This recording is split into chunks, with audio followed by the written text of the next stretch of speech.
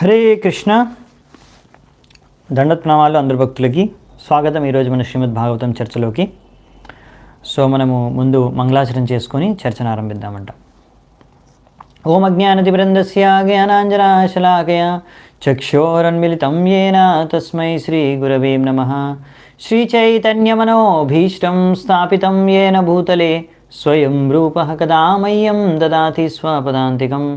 వందేహం శ్రీగురూన్ శ్రీయుతాపదకమలం శ్రీగురూన్ వైష్ణవాంశ శ్రీరూపం సాగ్రజాతం సహగణా రఘునాథాన్వితాం తం సజీవం సాద్వైతం సావధూతం పరిజనసహితం కృష్ణచైతన్యదేవం శ్రీరాధాకృష్ణపాదాన్ సహగణలలితా శ్రీవిశాఖాన్వితాంశ. నమో ఓం విష్ణుపాదాయ కృష్ణప్రేష్ఠాయ భూతలే శ్రీమతే భక్తివేదాంత స్వామినితి నామినే. నమస్తే సారస్వతీ దేవే గౌరవాణి ప్రచారిణే నిర్విశేషः శూన్యవాदी పాశ్చాత్యదేశతారిణే. నమో మహావదన్యాయ కృష్ణప్రేమప్రదాయతే కృష్ణాయ కృష్ణచైతన్యనామినే గౌరత్విషే నమః. हे कृष्णा करुणा सिंधु दीनबंधु जगत्पते गोपेश गोपिका कांत राधा कांत नमोस्तुते. तप्त कांचन गौरांगी राधे वृंदावनेश्वरी वृषभानुसुते देवी प्रणमामि हरिप्रिये. नीलाचल निवासाय नित्याय परमात्मने बलभद्र सुभद्राभ्यां जगन्नाथाय ते नमः. वाञ्छाकल्पतरुभ्यश्च कृपासिन्धुभ्य एव च पतितानां पावनेभ्यो वैष्णवेभ्यो नमो नमः. जय श्रीकृष्ण चैतन्य प्रभु नित्यानंद श्री अद्वैत गदाधर श्रीवासादि गौरभक्तवृंद. हरे कृष्णा कृष्ण कृष्ण हरे हरे हरे राम राम राम हरे हरे. హరే కృష్ణ. ఈరోజు మనం శ్రీమద్ భాగవతం 2వ స్కందం 6వ అధ్యాయం. హరే కృష్ణ. సో మనం ఈరోజు శ్రీమద్ భాగవతం 2వ స్కందం 6వ అధ్యాయం 34వ శ్లోకం నుంచి చర్చించుకుంటాము. 34 నుంచి 46 శ్లోకం వరకు చర్చించుకోవడానికి ప్రయత్నిద్దామంట. సో అలాగే ఈరోజు మన ముందు శ్లోకం నుంచి ఆరంభిద్దాము. సో ఇందులో మనకి ముఖ్యంగా ముందు బ్రహ్మదేవుడు ఇక్కడ ఏం చెప్తారంటే,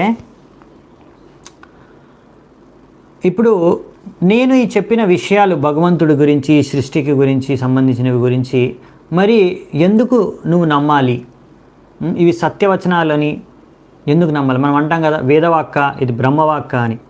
అంటే బ్రహ్మవాక్కు వేదవాక్క అయితే మనం నమ్మొచ్చా అని, ఎందుకు నమ్మాలి అనే విషయాన్ని మనం గుర్తుంచుకోవాలి ఎప్పుడైనా సరే. వేదవాక్ ఎందుకంటే వేదాలు అనేవి భగవంతుడి నుంచి వచ్చాయనేసి, బ్రహ్మవాక్ ఎందుకంటే భగవంతుడి యొక్క బ్రహ్మదేవుడు శుద్ధ భక్తుడు. అందుకనే ఆ విషయాలు ఇక్కడ బ్రహ్మదేవుడు అంటాడనమాట. అది ముఖ్యమైన విషయం, ఎందుకు నా మాటలను నమ్మాలి, వేరేదేది కాదని కూడా స్పష్టంగా 34-35 శ్లోకంలో చెప్పేస్తారు. ఇంకా మనం మీరు చూసే ముఖ్య విషయం ఇదనమాట. ఇంకా కొన్ని విషయాలు ఉన్నాయి, తత్వాలు, అవి నేర్చుకుంటాము. సో ఈరోజు ఇది ఇంపార్టెంట్ శ్లోకం కూడా మీకు కావాలంటే మీరు నేర్చుకోవచ్చు. న భారతీ మే గమృషోపలక్ష్యతే న వై క్వచిన్మే మనసోరమృషా గతి న మే రిషికాని పతంత్య సత్పతే యన్మే హృదౌత్కంఠ్యవతాధృతో హరి. ఇక్కడ ఏం చెప్తున్నారంటే నారదమునికి బ్రహ్మదేవుడు, ఎందుకంటే నేను ఆ యొక్క భగవంతుడిని శ్రీకృష్ణుడిని హృదౌత్కంఠ్యవత నా హృదయంతో హృదయపూర్వకంగా సంపూర్ణంగా శరణాగతునై ఆయన యొక్క కాళ్ళను పట్టుకొని ఉన్నాను నేను వదలకుండా. అందుకనే నా మనసు ఎప్పుడు ఆ భగవంతుడిపైనే కేంద్రితమై ఉంటుంది కనుక అటు ఇటు విచలితం కాదు. నా ఇంద్రియాలు ఎప్పుడు భగవంతుడికి అంకితం అయిపోయాయి కనుక సేవలో ఆ ఇంద్రియాలు విషయ వస్తువుల వైపు పరిగెట్టవు, ఏ విషయ వస్తువుల వైపు ఆకర్షితం కావు. అందుకనే నేను చెప్పే ప్రతి వాక్యం ఏదైనా సరే అది సత్యవచనం, అది ఎప్పుడు అబద్ధం అవ్వదు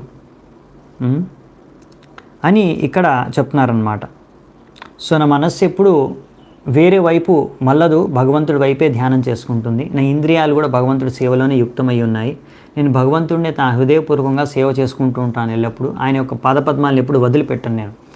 అందుకనే నేను చెప్పిన వాక్యాలు ఎప్పుడైనా సత్యవచనాలుగానే ఉంటాయి, అవి ఎప్పుడు అబద్ధాలు కావు అని చెప్తున్నారనమాట. ఎందుకంటే ఇక్కడ మనకి అర్థం చేసుకోవాల్సిన విషయం ఏంటంటే, భగవంతుడు చెప్తాడు కదా భగవద్గీతలో కూడా, కౌంతేయ ప్రతిజానిహి నమే భక్త ప్రణశ్యతి. నా భక్తుడు ఎప్పుడు నశించిపోడు, అంటే తన భక్తి. అలాగే భగవంతుడు భక్తుడి యొక్క భక్తిని, దాంతోపాటు ఆయన చేసే కార్యాలని మరియు ఆయన చెప్పే వాక్యాలని అన్నిటినీ సంరక్షిస్తాడు భగవంతుడు స్వయంగా. ఆ విషయాలు మనకు ప్రభుపాద ద్వారా రాస్తున్నారు తాత్పర్యంలో. అందుకనే భగవంతుడు స్వయంగా రక్షిస్తాడు కనుక భక్తులని, వారి యొక్క చేష్టలని మరియు వారి యొక్క కార్యాలు మరియు వారి యొక్క వచనాలని. అందుకనే ఎప్పుడు అవి అబద్ధంగా మారవు, అవి సత్యవచనాలుగా మారుతాయి. అంటే వాళ్ళు శుద్ధ భక్తులు అన్న విషయాలు, వాక్యాలు అవి మనం చూస్తాము. భగవంతుడు వాటిని సత్యవచనాలుగా మారుస్తాడు, అంటే సత్యవచనాలుగా నిరూపించి చూపిస్తాడు మనకందరికీ. సో అందుకనే ఈ విషయం అనేది మనం అర్థం చేసుకోవాలన్నమాట. ఇది ఎందుకంటే ఆ శుద్ధత భగవంతుడి పట్ల శుద్ధ భక్తి ద్వారా. అంతేగాని ఏదో నేను పెద్ద గొప్ప తెలివితేటలు ఉన్నాయి నాకు, నేను పెద్ద తపస్సు చేసేసాను, పెద్ద నాకు గొప్ప ఎంతో తపస్సు చేసి ఎన్నో సిద్ధులు నేను ప్రాప్తించుకున్నాను, నాకు పెద్ద పాండిత్యం ఉంది వేదశాస్త్రాల్లో, నేను చాలా తెలివైన మనిషిని, తెలివైన వ్యక్తిని, నాకు ఆత్మసాక్షాత్కారం కలిగి ఉంది, ఎంతోమంది నన్ను సమ్మానిస్తున్నారు చూడు, అందుకనే నేను భగవంతుడిని అర్థం చేసుకుంటున్నాను అని అనుకోకు నారదా. భగవంతుడికి నేను శుద్ధ భక్తి చేసుకుంటున్నాను, భక్తి సేవ చేసుకుంటాను. ఆ సేవ ద్వారా భగవంతుడికి శుద్ధమైన భక్తిమయ సేవ ద్వారా నాకు ఆ భగవంతుడి కృప ద్వారా కొన్ని విషయాలు అర్థమవుతున్నాయి. అంతేగాని నా గొప్పతనం, నా యొక్క పాండిత్యం, నా యొక్క తపస్సు, ఈ తపోబలం ఇవి కాదు అసలైన కారణం అనే విషయాన్ని స్పష్టంగా వచ్చే శ్లోకంలో 35వ శ్లోకంలో చెప్తున్నారనమాట. సో మనం ఇక్కడ నుంచి ప్రతి శ్లోకం చర్చించుకోమండి, ఎందుకంటే శ్లోకాలు చర్చించుకుంటే మనం అన్ని పాయింట్స్ చర్చించుకోలేకపోతున్నాము, మిస్ అయిపోతున్నాయి కొన్ని పాయింట్స్, అంటే సమయం అయిపోతుంది కనుక. అందుకే ఈరోజు మనం అన్ని శ్లోకాలు చూడము, మొదటి శ్లోకం ఇంపార్టెంట్ శ్లోకం కాబట్టి చూసేసాము. సో ఈ సెకండ్ శ్లోకంలో, అంటే నెక్స్ట్ 35 శ్లోకంలో ఈ విషయం చెప్తున్నారనమాట ముఖ్యంగా. సో అలాంటిది నేను భగవంతుడిని సంపూర్ణంగా అర్థం చేసుకోలేను, భగవంతుడి నుంచే నేను పుట్టుకొచ్చాను, భగవంతుడే కారకుడు నా జన్మకి, కానీ నేను భగవంతుడిని సంపూర్ణంగా అర్థం చేసుకోలేను. నా యొక్క తపోబలము, శక్తి, ఆత్మసాక్షాత్కారము, యోగ సిద్ధి ఇవన్నిటి ద్వారా, భగవంతుడి కృప ద్వారా, భగవంతుడికి భక్తిమయ సేవ చేసుకున్నందువలన కొద్దిగా భగవంతుడి ద్వారా, భగవంతుడి కృప ద్వారా నేను ఆయన గురించి అర్థం చేసుకోగలిగాను అని చెప్తున్నాడు ఇక్కడ. ఇది మనకు ముఖ్యమైన విషయం తెలుసుకోవాల్సింది. ఒక్కొక్కసారి మనం ఎప్పుడైనా నేను పెద్ద పండితుడిని, నేను చాలా పెద్ద తెలివైన వాడిని, ఎంతో పెద్ద చదువులు చదివాను నేను, కనుక నేను శాస్త్రాలు నేనే అర్థం చేసుకుంటానులే, నాకు ఒక గురువు అవసరం లేదు, నాకు ఎవరో పండితుడు అవసరం, అంటే ఎవరో భక్తుడి నుంచి వినాల్సిన అవసరం నాకేంటి, నాకు చాలా తెలివితేటలు ఉన్నాయి, నేను గూగుల్లో సెర్చ్ చేసుకొని ఆ భగవంతుడి విషయాలు నేను నేర్చుకుంటాను, తెలుసుకుంటాను, లేకపోతే ఆ బుక్కుల నుంచి నేను డైరెక్ట్గా చదువుకుంటాను, శ్లోకాల నుంచి, నాకు సంస్కృతం వచ్చు. ఇలా అనుకుంటే ఒక వ్యక్తి ఎంత పాండిత్యం ఉన్నా, ఎంత తెలివితేటలు ఉన్నా కానీ తన స్వయం కృషితో భగవంతుడిని సంపూర్ణంగా కాదు, కొద్దిగా కూడా ఎప్పుడు సరిగ్గా అర్థం చేసుకోలేడంట. భగవంతుడి కృప ఉన్నందువలన బ్రహ్మదేవుడు అంటాడు, నేను ఆయనను సంపూర్ణంగా అర్థం చేసుకోలేదు, కొద్దిగా మాత్రం అర్థం చేసుకోగలిగాను అని చెప్తున్నారు. అందుకనే నాకు అన్నిటికన్నా బెస్ట్ ఏంటంటే ఆ భగవంతుడికి సంపూర్ణంగా శరణాగతం అవడం. ఎందుకు? వేరే విధి విధానం లేదు. భగవంతుడికి సంపూర్ణంగా శరణాగతులమయ్యి భగవంతుడికి ఎప్పుడైతే సేవ చేసుకుంటామో అప్పుడే మనం భగవంతుడి కృప ద్వారా ఏదో కొద్దిగా అర్థం చేసుకోగలం ఆయన గురించి. అదొక్కటే మార్గం. ఎందుకంటే మళ్ళీ అంటే అందులో ఏమైనా లాస్ ఉందంటే ఏం లేదు. ఒక్కసారి నువ్వు భగవంతుడికి శరణాగతుడు అయిపోయావనుకో, ఈ జన్మ మృత్యు జరా వ్యాధి ఈ యొక్క సంసార చక్రం నుంచి, బంధనాల నుంచి నువ్వు ముక్తుడివి కాగలవు, ఈ భౌతిక ప్రపంచం నుంచి. అంతేకాకుండా భగవంతుడికి నువ్వు శరణాగతం అయితే ఎంతో మంగళదాయకం అని ఇక్కడ రాశారు. ఏమని రాశారంటే స్వస్థయనం మంగళనం, స్వస్థయనం సుమంగళం 36వ శ్లోకంలో. స్వస్థయనం అంటే అది ఎంతో స్వస్తి, మనకి ఎంతో మంచి చేస్తుంది, ఎంతో ఆనందాన్ని ప్రసాదిస్తుంది. సుమంగళం ఎంతో మంగళదాయకం. భగవంతుడికి శరణాగతం అనేది ఎంతో గొప్ప విషయం, ఎంతో మంగళదాయకం, ఆనందాన్ని ప్రసాదించే విషయం. సో ఏ భయపడాల్సిన అవసరం లేదు, కంగారు పడాల్సిన అవసరం లేదు. ఎందుకంటే భగవంతుడి మరి నువ్వు తెలుసుకోవాలనుకుంటే భగవంతుడి గురించి ఆయన గుణరూప లీల మహిమలు అనంతం. భగవంతుడి మహిమ ఎంత అనంతం అంటే భగవంతుడు స్వయంగా తెలుసుకోలేడు అనేసి ఇక్కడ బ్రహ్మదేవుడు నారదునికి చెప్పేస్తున్నాడు. మరి మీరు అడగొచ్చు, అదేంటి ప్రభు మరి బ్రహ్మదేవుడు అంటున్నాడు భగవంతుడు స్వయంగా కూడా తన గొప్పతనాన్ని అర్థం చేసుకోలేకపోతే మనం ఎలా అర్థం చేసుకోగలము? మనం ఎలాగో అర్థం చేసుకోలేము, మరి భగవంతుడు ఎలా అర్థం చేసుకోలేడు అని మీరు అడగవచ్చు. భగవంతుడికి అన్నీ తెలుసు కదా, భగవంతుడికి తన గురించి తెలియకపోవడం ఏంటి, ఇదేం ప్రశ్న, ఇలా అంటున్నాడండి బ్రహ్మదేవుడు. అంటే ఇది ఆధ్యాత్మికత యొక్క గొప్పతనం అనమాట. ఆధ్యాత్మిక ప్రపంచం, భగవంతుడు ఎలా అనంతుడో భగవంతుడి గుణరూపలీల మహిమలు కూడా అనంతం. అంటే దీని అర్థం ఏంటంటే, అయితే ఏంటి, అనంతమైతే భగవంతుడికి తెలిసి ఉండాలి కదా. అవును, భగవంతుడికి తెలుసు. భగవంతుడికి ఎప్పటికైతే తెలిసిపోతుందో నా మహిమ ఇంత, నా గొప్పతనం ఇంత అని, ఆయన మహిమ గొప్పతనం పెరిగిపోతుందంట. ఇప్పుడు భగవంతుడికి అర్థమైపోయింది అనుకో, ఆయన లెక్క పెట్టేసుకున్నాడు ఇంత నా గొప్ప మహిమ అని. ఇప్పుడు తెలుసుకున్నాక ఇంత భగవంతుడు అనుకున్నాడు అనుకో, ఇది నా మహిమ గొప్పతనం అని తెలుసుకోగానే అప్పటికి ఆ మహిమ పెరిగిపోతుంది. ఎందుకంటే ఇది కంటిన్యూస్ కదా. భగవంతుడి లీలలు, అవతారాలు అనంతం. అనంత లోకాల్లో, అనంత బ్రహ్మాండాల్లో ఎన్ని లీలలు జరుగుతున్నాయో, ఇప్పుడు కూడా ఎక్కడెక్కడో ఎన్నో లీలలు, ఎన్నెన్నో బ్రహ్మాండాల్లో భగవంతుడి లీలలు జరుగుతూనే ఉన్నాయి. నిత్య లీలలు అయినవి. అందుకే నిత్య లీల అంటే నిత్యం జరుగుతూ ఉంటాయి లీలలు. అది ఎప్పుడు అయిపోదు. ప్రతిసారి ఇప్పుడు కూడా కృష్ణుడి లీల ఎక్కడో జరుగుతుంది, రాముడి లీల ఎక్కడో జరుగుతుంది. సో భగవంతుడు అలా లీలలు విస్తృతంగా, అనంతంగా లీలలు నిత్యంగా జరుగుతూనే ఉంటాయి. కనుక ఎప్పటికైతే ఇన్ని నా మహిమ లీలలు ఇన్ని అని తెలుసుకున్న క్షణాన్ని అప్పటికి పెరిగిపోయాయి ఇంత. సో భగవంతుడు సరే ఇప్పుడు ఇంత అనుకునే లోపు ఇంకా పెరిగిపోతుంది అనమాట. భగవంతుడు లీలా మహిమ గొప్పతనం అనేది పెరుగుతూ ఉంటుంది. సో ఎంత లెక్క పెట్టినా కానీ కాసేపట్లో, అంటే వెంటనే కంటిన్యూస్ కదా ప్రాసెస్, అందుకే మళ్ళీ పెరిగిపోతుంది. సో భగవంతుడు ఎప్పుడు తెలుసుకున్నా ఎంత నా మహిమ అని, అప్పటికల్లా మళ్ళీ మహిమ పెరిగిపోయి ఉంటుంది. అందుకే కాంపిటీషన్, ప్రభుపాదులు వారు అన్నారు, ఇది ఆధ్యాత్మిక కాంపిటీషన్ అన్నమాట. పోటీ, భగవంతుడి యొక్క గొప్ప మహిమ ఇంకా భగవంతుడు మధ్యలో పోటీ అనమాట తెలుసుకోవడంలో. అలా తెలుసుకునే లోపల పెరిగిపోతున్నాడు. ఇది ఆధ్యాత్మికత యొక్క గొప్పతనం. ఆధ్యాత్మిక ప్రపంచంలో ఈ భగవంతుడి లీలలను భగవంతుడు ఇంకా భక్తులు ఆస్వాదిస్తారు కదా, ఆనందం కూడా అలాగే పెరిగిపోతూ ఉంటుంది. ఆధ్యాత్మిక ఆనందం, ఆనందాంబుది వర్ధనం. సో ఆనందాంబుది వర్ధనం అంటే ఈ ఆధ్యాత్మిక ఆనందం కూడా అలాగే పెరుగుతూనే ఉంటుంది. మీరు భక్తి చేసుకున్న కొద్దీ, శుద్ధత మన భక్తిలో శుద్ధత పెరిగినా కొద్దీ, ఇంకా భక్తిలో సేవ పెరిగినా కొద్దీ మన యొక్క ఆనందం, అనుభూతి అది పెరుగుతూ ఉంటుందన్నమాట. అది ఎప్పటికీ ఓకే ఇప్పుడు నేను ఆనందాన్ని అనుభవించాను, సంపూర్ణమైన భక్తిలో కలిగే మొత్తం ఆనందాన్ని ఈరోజు అనుభవించేశాను నేను, అలా ఎప్పుడు జరగదు. ఈరోజు మీరు అనిపిస్తుంది, అరే ఇప్పటివరకు నేను ఎంత ఆనందాన్ని ఎప్పుడు అనుభవించలేదు భక్తిలో, ఈరోజు నేను అనుభవించాను అని మీరు అనుకుంటారా? అది ఈరోజు మటుకు మీరు అదే హైయెస్ట్ మీకు. కానీ తర్వాత మళ్ళీ మీరు ఎలాగైతే భక్తులు ఎదుగుతారో ఇంతకన్నా ఎక్కువ ఆనందాన్ని అనుభవించగలరు. అలాగే ఆనందం అనుభవం అనేది పెరుగుతూనే ఉంటుంది. మీరు శుద్ధ భక్తులు అయిపోయిన తర్వాత కూడా, ఒకవేళ ఒక శుద్ధ భక్తుడు అయిపోయిన తర్వాత ఆ శుద్ధ భక్తుడు కూడా ఆనందాన్ని ఆస్వాదించే ఆనందం పెరుగుతూ ఉంటుంది. ఆధ్యాత్మిక ఆనందం, ఆనందాంబుది వర్ధనం. ఇది భౌతిక ఆనందంలా కాదు. ఫస్ట్ టైం రుచి చూసినప్పుడు చాలా బాగుంటుంది, సెకండ్ టైం కొంచెం బోర్ కొట్టేస్తుంది, అలా కాదు. ఇదేంటంటే ప్రతిసారి ఆనందం అనేది పెరుగుతూ ఉంటుంది ఆధ్యాత్మిక ఆనందం భక్తిలో. ఇది ఒక లక్షణం, భక్తి ఆనందం యొక్క లక్షణం. సో ఇక్కడ అందుకనే బ్రహ్మదేవుడు అంటున్నాడు, అరే నువ్వే కాదు, నేనే కాదు, శివుడే కాదు, ఏ దేవి దేవత కూడా భగవంతుడి గురించి సంపూర్ణంగా అర్థం చేసుకోలేరు. సో ఎలా ఎవరైనా తెలుసుకోగలరు? ఇంకా మనమే అర్థం చేసుకోలేకపోతే ఇంకా సాధారణ దేవతలు, ఇంకా వేరే మనుషులు, వాళ్ళందరూ ఆ మాయామోహితమై జీవించే వాళ్ళందరూ ఎలా అర్థం చేసుకోగలరు భగవంతుడి యొక్క శక్తుల్ని, భగవంతుడి గురించి సంపూర్ణంగా? సమస్య లేదు. ఇవన్నీ తెలుసుకోవడం చాలా కష్టం.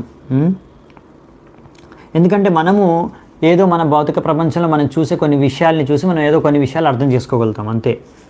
మన యొక్క తెలివి చాలా తక్కువ అర్థం చేసుకోవడానికి. సో ఎలా అంటే భగవంతుడి యొక్క కృప ద్వారానే అర్థం చేసుకోవచ్చు. ఎందుకంటే బ్రహ్మదేవుడు అంటాడు, నేను కూడా ఒక్కొక్కసారి భగవంతుడి యొక్క ఆయన యొక్క గురించి విమోహితుడిని అయిపోతాను. ఎలాగంటే ఒకసారి బ్రహ్మదేవుడు ఒక ఘటన ఉంటుంది. ఒకసారి బ్రహ్మదేవుడు అనుకున్నాడు అన్నట్టు, నేనే బ్రహ్మదేవుడిని ఒకడిని, భగవంతుడు నా పైన ఎంతో కృప చూపిస్తున్నాడు, నేనే గొప్ప భగవంతుడి కృపకు పాత్రుడయ్యానని ఒకసారి భగవంతుడిని కలుద్దామనేసి వెళ్తారనమాట. ద్వారకకు వెళ్తారు. అప్పుడు కృష్ణుడు ద్వారకలో ఉన్నప్పుడు, ఈ స్టోరీ మనకి చైతన్య చరితామృతంలో కూడా వస్తుంది మొత్తం. సో అక్కడ వెళ్ళినప్పుడు ద్వారపాలకుడు బయట బ్రహ్మదేవుడిని ఆపుతాడనమాట. ఎవరు మీరంటే బ్రహ్మదేవుడు అంటాడు, నేను బ్రహ్మదేవుడిని, మీరు నాకు కృష్ణుడిని కలవాలి అంటే, సరే మేము అనుమతిని తీసుకొని వస్తానని ద్వారపాలకుడు లోపలికి వెళ్తాడు.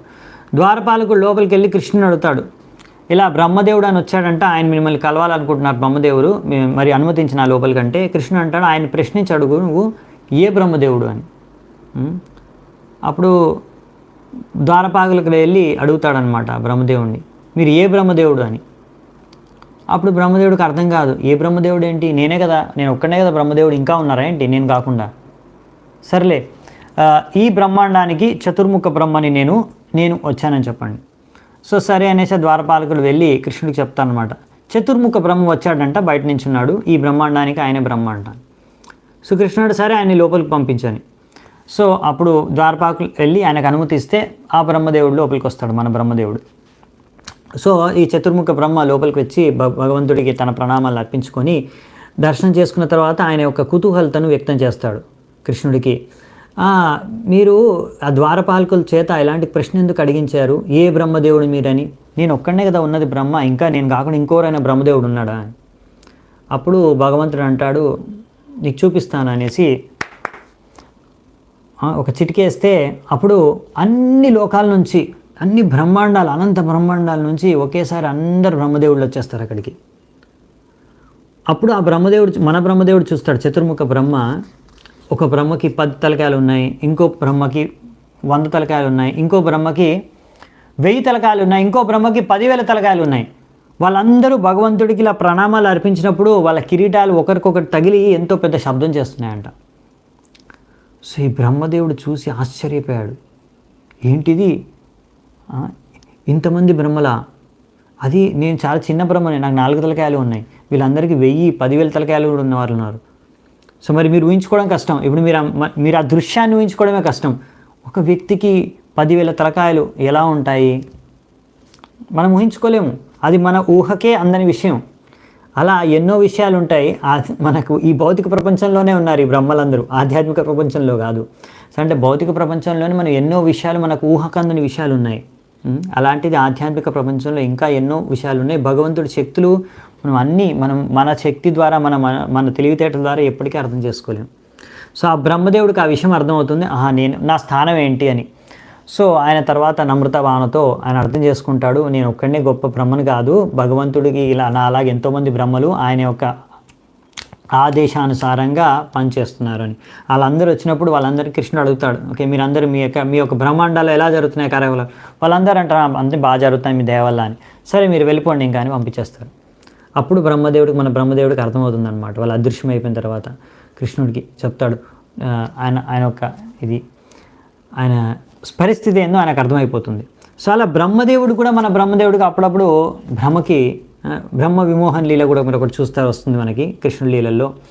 సో బ్రహ్మదేవుడు కూడా అప్పుడప్పుడు విమోహితుడైపోతాడు, ఇంకా నువ్వు నేను ఒక లెక్క.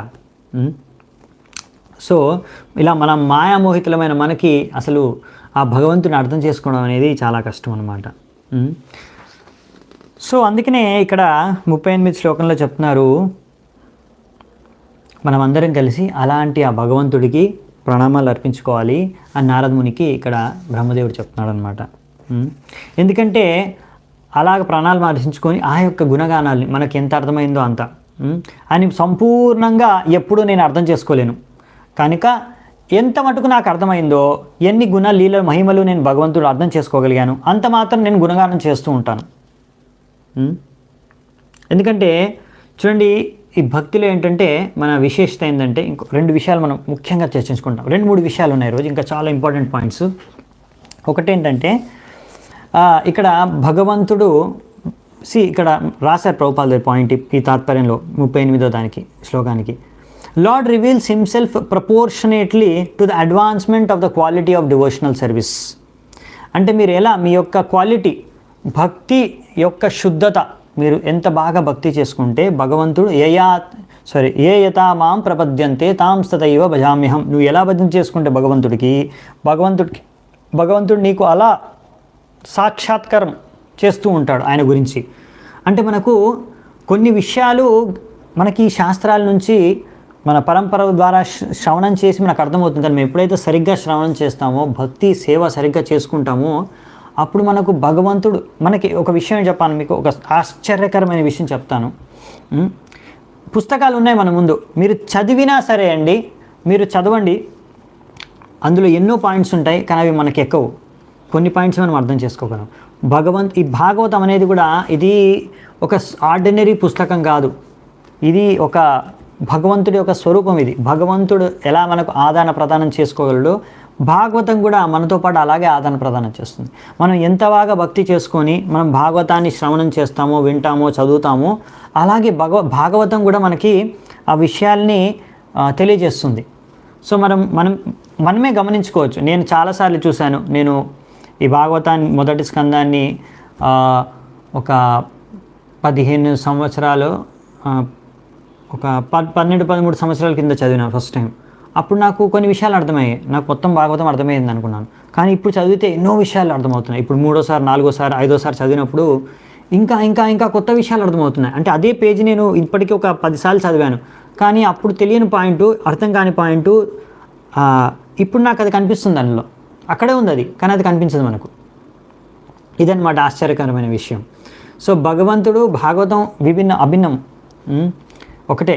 సో భగవంతుడు భాగవతం కానీ మన దగ్గర ఏదో పాండిత్యం ఉన్నంత మాత్రాన, మనం చదువుకోవడం మనకు వచ్చానంత మాత్రాన, చదివినంత మాత్రం అన్ని విషయాలు మనం అర్థం చేసుకోవాలి. అందుకే చాలామంది చూడండి, భగవద్గీత ఎంతోమంది చదివేశారు. నేను భగవద్గీత మొత్తం చదివేశానని చెప్తారు. నేను భాగవతం కూడా కొంతమంది చదివేశారు. కానీ భగవంతుడికి భక్తులు అవ్వలేదు. ఎందుకు? ఏం చదివారు మరి? వాళ్ళకు స్టోరీ లైన్ తెలుసు అంతే. భగవంతుడు తెలుసు, ఇన్ని అవతారాలు ఎత్తాడు, ఇక్కడ ఈ లీల చేశాడు, అక్కడ ఆ లీల చేశాడు. కానీ అయినా కానీ ఆ భగవత్ తత్వాన్ని, భక్తిని వాళ్ళు అర్థం చేసుకోలేకపోతారు. ఏదో స్టోరీ లైను తెలిసిపోతుంది అంతే. కానీ అందులో ఉన్న గూఢతత్వాలు మాత్రం వాళ్ళకి అర్థం కాకుండా అలాగే ఒక మిస్టరీ వాళ్ళకి అది ఎప్పటికీ. సో ఆ విషయం మనం అర్థం చేసుకోవాలన్నమాట. ఇది ప్రభుపాద ద్వారా రాస్తున్నారు ఈ పాయింట్ ఇక్కడ. మరి మనకి మార్గం ఏంటి అంటే, మనం ఎంత అర్థం చేసుకున్నామో వాటిని గుణగానం చేస్తూ ఉండాలి. అది మనకు బ్రహ్మదేవుడు నేర్పిస్తున్నాడు. నాకు మొత్తంగా నేను సంపూర్ణంగా భగవంతుడిని అర్థం చేసుకోలేకపోతున్నాను. కానీ నాకు ఎంత అర్థమైందో భగవంతుడి యొక్క గుణరూప లీల మహిమల్ని, వాటిని మాత్రం నేను నిరంతరంగా పాడుతూనే ఉంటాను, గుణగానం చేస్తూనే ఉంటాను, ప్రచారం చేస్తూనే ఉంటాను. ఇందులో ఒక ముఖ్యమైన పాయింట్ అన్నమాట. ఏంటంటే, ఇలా మనము ఇది ఒక భగవంతుడి సేవ. మనం ఎంత భగవంతుడి భక్తి చేసుకుంటామో అంత అదే మాధ్యమంలో మనం చాలా నేను అశుద్ధము, నాకెంతో చెడు ఆలోచనలు వస్తుంటాయి, నా హృదయం కలుషితము, నాకు ఎన్నో అనర్థాలు ఉన్నాయి. సో నేను ఎలా భగవంతుడిని అర్థం చేసుకోగలను, నేను ఎలా శుద్ధ భక్తి చేసుకోగలను అని అడిగితే సమాధానం వేరే ఏం లేదు. ఆన్సర్ ఒకటే, భక్తి ఆన్సరు. భక్తి అదే ఆన్సర్ అనమాట. మనది ప్రాక్టీస్. మనం అదే హరే కృష్ణ మహామంత్రం జపం చేయడం ద్వారా, ఇదే భాగవతం శ్రవణం చేయడం ద్వారా, భగవంతుడు వీలైనంత సామర్థ్యానుసారంగా వివిధ రకాలుగా 9 విధాలుగా సేవ చేసుకోవడం ద్వారా మనము భగవంతుడిని ఇంకా బాగా అర్థం చేసుకోగలము. మన యొక్క ఈ అనర్థాలు, ఇంకా మన యొక్క ఈ యొక్క కలుషిత భావన, ఆలోచనలన్నీ తగ్గిపోతాయి. వేరే మార్గం లేదు. మీరు భగవంతుడిని వదిలేసి ఇంకా వేరే ద్వారా మనం క్లీన్ చేసుకోవడానికి లోపల నుంచి ఇంకా వేరే మార్గం ఏం లేదు. భక్తి మార్గం ద్వారానే క్లీన్ అవుతుంది. భక్తి మార్గం ద్వారా, భక్తియే మనకు మొదలు, మధ్య, అంతం. అవునా? సో మనకి భక్తి మార్గంలో అంటే మొదట్లో మనకు కొంచెం కష్టంగా ఉండొచ్చు. లెక్చర్ వినాలంటే బోరు కొట్టొచ్చు. లేకపోతే ఒకరోజు వింటే ఇంకా చాలే, వారానికి ఒకసారి వింటే లెక్చర్ చాలే, ప్రతిరోజు వినాలంటే భాగవతం. అలా అనమాట. ఫస్ట్ టైం అంత ఇంట్రెస్ట్ ఉండదు. కానీ మనము ఎలా మెడిసిన్ లాగా తీసుకోవాల్సి వస్తుంది. ప్రతిరోజు మాల చేయడానికి ఇంట్రెస్ట్ లేకున్నా మనం మెడిసిన్ లాగా తీసుకుంటే అది మనం చేయాల్సిన అవసరం. అప్పుడు మెల్లిమెల్లిగా మనకు టేస్ట్ వస్తుంది. భాగవతంలో కానీ హరినామంలో కానీ రుచి వస్తుంది. ఆ రుచి పెరిగిన తర్వాత మెల్లిమెల్లిగా ఆ ప్రాసెస్ ద్వారా మెడిసిన్ లాగా పనిచేస్తుంది. అది మెల్లిమెల్లిగా రోగం నయం అవుతుంది కదా, భవరోగం. ఆ భవరోగం నయమైన కొద్దీ, తగ్గిన కొద్దీ మనకి ఎక్కువగా ఇంకా భగవంతుడి పట్ల ఆసక్తి పెరుగుతూ ఉంటుంది. ఇప్పుడు మెల్లిమెల్లిగా పెరుగుతుంది. సో మనకు ఎప్పుడైతే రోగం సంపూర్ణంగా నయమైపోతుందో అప్పుడు ఇంకా మనం స్వాభావికంగా భక్తిని మనం చేసుకోగలం. అప్పుడు మనకి ఎవరు చెప్పవలసిన అవసరం లేదు, ఎవరు పిలవాల్సిన అవసరం లేదు. రండి లెక్చర్ వినండి, భాగవతం వినండి, భాగవతం చదవండి, లేకపోతే హరినామం జపించండి, 16 మాలలు చేయండి, ఇంకా ఎక్కువ మాలలు చేయండి, 16 మాలల కన్నా ఎక్కువ చేయండి ఏకాదశి రోజు, అలా చెప్పవలసిన అవసరం లేదు. స్వతహాగా మనం చేస్తూ వెళ్ళిపోతాం. ఆ స్థాయికి మనం చేరుకుంటాం. అది శుద్ధత పెరిగిన కొద్దీ. అలా అనమాట. ఎలాగైతే చిన్న పిల్లవాడికి ముందు మీరు స్కూల్లో పంపించడానికి బలవంతంగా పంపించాల్సి వస్తుంది. చదువుకోరా అనేసి, వాడు ఇంకా సరే అక్కడ తల్లిదండ్రులు, ఇక్కడ టీచర్లు మొత్తుకుంటున్నారు కాబట్టి వాడు చదువుకుంటాడు అనమాట. కానీ ఎప్పుడైతే ఎదుగుతూ ఉంటాడో స్కూల్లో అర్థం చేసుకుంటాడు, అరే ఇది నాకు బాధ్యత, ఇది చదువుకోవడం నాకు మంచిది అనేసి అతనికి మెల్లిగా ఆ చదువుకుంటాడు. ఇంకా అతనికి ఆ చదువులో ఒకవేళ రుచి, ఆసక్తి పెరిగిపోతే ఇంకా అందులోనే మునిగి తేలిపోతాడు. అలాగే భక్తిలో కూడా మనము భక్తి ద్వారానే మనము శుద్ధం కాగలము. మన మనస్సు, ఇంద్రియాలు, అనర్థాలన్నీ వెళ్ళిపోగలవు, తొలగిపోగలవు. అలాగే మనం భక్తి ద్వారానే మనము భక్తిలో ముందుకు వెళ్ళగలం, భగవంతుడిని కూడా అర్థం చేసుకోగలం. అందుకే ఇక్కడ రాస్తున్నారు నెక్స్ట్ కూడా, ఈ భగవంతుడే అన్నిటికీ కారణం అనే విషయాన్ని మళ్ళీ తెలియజేస్తూ నెక్స్ట్ ఇక్కడ రాస్తున్నారు, భగవంతుడు ఇక్కడ ఒక మనకు మంచి ముఖ్యమైన పాయింట్ చెప్తారు. ఇప్పుడు 2 ముఖ్యమైన విషయాలు ఉన్నాయి చర్చించుకోవడానికి, ఇంకా అవి 2 చర్చించుకొని మనం ముగిద్దామంట. ఇప్పుడు 40-41 శ్లోకంలో ఇక్కడ మనకేం చెప్తున్నారంటే, మీరు భాగవతం మీ దగ్గర ఉంది కనుక మీరు తర్వాత కూడా ఒకసారి చదువుకోండి, మీకు కూడా ఈ పాయింట్స్ అన్నీ మళ్ళీ రివైజ్ అవుతాయి బాగా.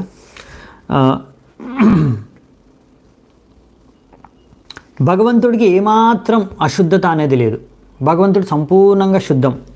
విశుద్ధం కేవలం జ్ఞానం. విశుద్ధం, భగవంతుడు శుద్ధం. అవునా? ఆయన సత్యం పూర్ణం అనాది అంతం. ఆయన సత్యం పూర్ణం, ఆయన అనాది, ఆయన అంతం, దేనికి అన్నిటికీ ఆయనే, ఆది నుంచి అంతం వరకు. సో ఇక్కడ ఏం చెప్తున్నారంటే, అందుకనే ఆయన పర్ఫెక్ట్, ఆయన మొత్తం జ్ఞానం స్వరూపం ఆయన. సో నారదుడికి ఏం చెప్తున్నాడు అంటే, అందుకనే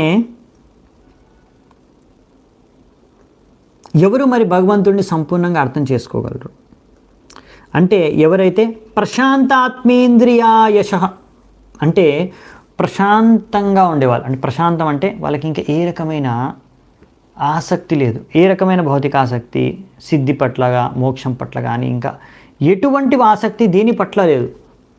ఏదో ప్రాప్తించుకోవాలనే ఆసక్తి లేదు.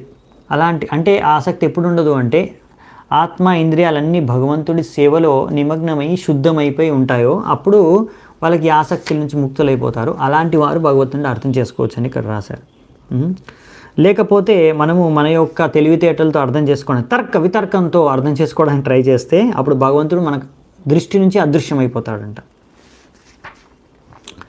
కొంతమంది అంటారు, ఉదాహరణ చెప్తున్నారు ఇక్కడ రూపాల వారు, ఇక్కడ భగవంతుడిని సూర్యుడితో పోలుస్తున్నారు. చాలాసార్లు పోలుస్తారు, సూర్యుడితో పోల్చి ఎన్నో విషయాలు మనకు తెలియజేస్తారు. ఇందులో ఇంకో విషయం మీరు తెలుసుకోబోతున్నాం. ఒక్కొక్కసారి కొంతమంది మీరు భగవద్గీత చదవండి అంటే, తీసుకోండి అంటే భగవద్గీత చేతిలోకి ఇస్తే కూడా, అమ్మో ఇప్పుడు నేను చదువుకోను ఎందుకంటే నేను చాలా అశుద్ధం, భక్తి చేసుకోండి ఇప్పుడు మాలా చేసుకో, ఇప్పుడు నేను అశుద్ధం చాలా, ఎందుకంటే నేను ఈరోజు మాంసం తిన్నాను, లేకపోతే ఏవో పాపకార్యాలు చేశాను, లేకపోతే నేను ఎంత పాపాత్ముడిని, నాకు ఎంత నార్థాలు ఉన్నాయంటే నేను యోగ్యుడినే కాదు భక్తి చేసుకోవడానికి, ఈ భగవద్గీత నేను స్పర్శించను కూడా స్పర్శించలేను, ఎందుకంటే ఈరోజు నేను మాంసం తిన్నాను అలా, అందుకే మందిరానికి కూడా నేను రాలేను ఈరోజు ఎందుకంటే మాంసం తిన్నాను అంటే వాళ్ళకి తెలుసు నేను తప్పు చేస్తున్నాను, నేను పాపాలు చేస్తున్నాను, ఇది చేయడం మంచిది కాదు భక్తి చేసుకోవాలంటే అని. అయినా కానీ వాళ్ళు ఏదో ఒక బలహీనత, వాళ్ళది ఆసక్తి ఉంది, వాళ్ళు చేసుకుంటున్నారు. ఇప్పుడు అది సాకుగా తీసుకొని వాళ్ళు ఏమంటారంటే, ఇప్పుడు నేను ఈ భగవద్గీతని స్పర్శిస్తే భగవద్గీత అశుద్ధమైపోతుంది. ఎందుకంటే నేను అశుద్ధంగా ఉన్నాను. భగవంతుడికి ఇప్పుడు నేను భక్తి చేసుకుంటే భగవంతుడి భక్తి కూడా అశుద్ధమైపోతుంది, భగవంతుడు కూడా అశుద్ధమైపోతాడు, మందిరం కూడా అశుద్ధమైపోతుంది, అన్నీ అశుద్ధమైపోతాడు, ఎందుకంటే నేను అశుద్ధం, నేను అనర్థాలతో మునిగి ఉన్నాను. కానీ అలా కాదనమాట. భగవంతుడు సూర్యుడితో సమానం. సూర్యుడు ఎక్కడైతే సూర్యుడు యొక్క కిరణాలు పడతాయో, సూర్య కిరణాలు పడితే ఎంత మలినమైన స్థలమైనా సరే అది కూడా శుద్ధమైపోతుంది అన్నమాట. ఎంతో ఇప్పుడు డ్రైనేజ్ పైన కానీ సూర్యుడు కిరణాలు పడ్డా, అలా ఎంతో కలుషితమైన, ఎంతో చండాలమైన స్థలాల్లో కూడా, నీచమైన స్థలాల్లో కూడా భగవంతుడు సూర్య యొక్క కిరణాలు పడడం ద్వారా భగవంతుడు ఎప్పుడు అశుద్ధం కానీ కలుషితం కానీ అవ్వడు. సూర్యుడు ఎప్పుడు కలుషితం కానీ అశుద్ధం కానీ అవ్వడు, కానీ ఆ యొక్క స్థలం శుద్ధంగా మారిపోతుంది సూర్యుడి యొక్క కిరణాలు పడి. అలాగే భగవంతుడి యొక్క దృష్టి, భగవంతుడి యొక్క భక్తి, భగవంతుడి యొక్క సాంగత్యం ద్వారా ఎటువంటి వారైనా సరే వాళ్ళు శుద్ధమైపోతారు, ఎటువంటి అనర్థాలైనా సరే అవి తొలగిపోతాయి. అంతేగాని మనం భక్తి చేసుకోవడానికి మనం అర్హులం కాదు, ఎందుకంటే మనం చాలా పాపాత్ములం అని అనుకోకూడదు. అది తప్పు, అలా ఆలోచించడమే తప్పు. ఎంత పాపాత్ముడైనా సరే, ఎంత అనర్థాలు ఉన్నా సరే ఆ వ్యక్తి భక్తి చేసుకోవడం ద్వారా ఆ అనర్థాలు, పాపాలని తొలగించుకోవచ్చు. భగవంతుడికి ఏమీ అవ్వదు. మీరు భక్తి చేసుకుంటే, ఆ భగవద్గీత చదువుకుంటే ఆ భగవద్గీత కానీ భగవంతుడు కానీ అశుద్ధం అయిపోరు. అంత భగవంతుడు అంత దేని ద్వారా భగవంతుడు ఎప్పటికీ కలుషితం కానీ అశుద్ధం కానీ అవ్వడం అనమాట. ఆయన విశుద్ధం అని ఇక్కడ రాశారు. అందుకే విశుద్ధం కేవలం జ్ఞానం. సో అది శుద్ధ భక్తులు మాత్రమే సాధ్యం. అలా భగవంతుడిని శుద్ధ భక్తి ద్వారా మాత్రమే మనం అర్థం చేసుకోవచ్చు. ఇంకొక లాస్ట్ విషయం ఉంది. ఇప్పుడు అన్నిటికీ కారణోదాక్ష విష్ణు అనే విషయాన్ని మనకు విస్తృతంగా చెప్పేశారు ఆ సృష్టి గురించి. ఇప్పుడు నెక్స్ట్ ఏం చెప్తారంటే, నెక్స్ట్ ఇక్కడ 43 నుంచి 45 శ్లోకాలు, 3 శ్లోకాలు ఏం చెప్తున్నారంటే, ఇప్పుడు బ్రహ్మదేవుడు నారదమునికి, నేను శివుడు ఇంకా చాలామంది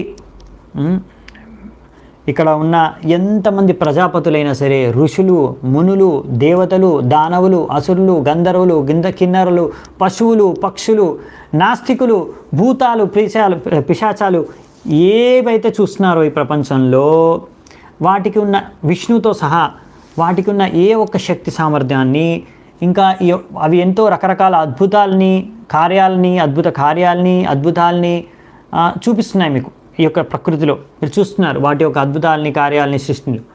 అవి చూసి మీరు ఆకర్షితులైపోతున్నారు. కానీ అవన్నీ భగవంతుడి ద్వారానే వస్తున్నాయి. అంటే భగవంతుడు అంటున్నాడు ఇక్కడ, అంటే అవన్నీ భగవంతుడి యొక్క కొద్ది మాత్రం శక్తి యొక్క ప్రదర్శన అంతే. ఎందుకంటే భగవంతుడే వాటన్నిటికీ వాళ్ళందరికీ శక్తిని ప్రసాదిస్తున్నారు. భగవంతుడు కృష్ణుడి నుంచి అవన్నీ వాళ్ళందరికీ శక్తి అనేది వస్తుంది. కనుక మీరు ఆశ్చర్యపోకూడదు అని. ఎందుకంటే ఈ విషయం నుంచి మనకు ప్రభుపాల ద్వారా ఒక ముఖ్యమైన విషయం చెప్తున్నారు. ఏంటంటే చాలామంది ప్రపంచంలో ఈ భౌతిక ప్రపంచాన్ని చూసి ఎన్నో విషయాలు, ఆశ్చర్యజనకరమైన విషయాల్ని చూసి వారిని భగవంతుడిగా, సర్వశక్తిమంతుడిగా ఆరాధిస్తూ ఉంటారు. ఎలా అంటే, నేను ఇక్కడ మా మందిరం పక్కన ఉన్న ఒక కార్ఖానాలో నేను ఒకసారి వెళ్ళాను అనమాట. అతనితో మాట్లాడుతున్నాను, మందిరం రమ్మని పిలవడానికి వెళ్ళాను. అప్పుడు అతను అంటున్నాడు, అంటే వస్తానులేండి తర్వాత అని అడిగాను. మరి మీరు కృష్ణుడిని నమ్ముతారా, భగవంతుడిని నమ్ముతారా అంటే, నేను భగవంతుడిని నమ్ముతాను, కానీ నాకు కనిపించే భగవంతుడిని నేను నమ్ముతాను. ఎలాగంటే చూడండి, సూర్యుడు ఉన్నాడు, సూర్యుడి నుంచి మనకు వెలుతురు వస్తుంది.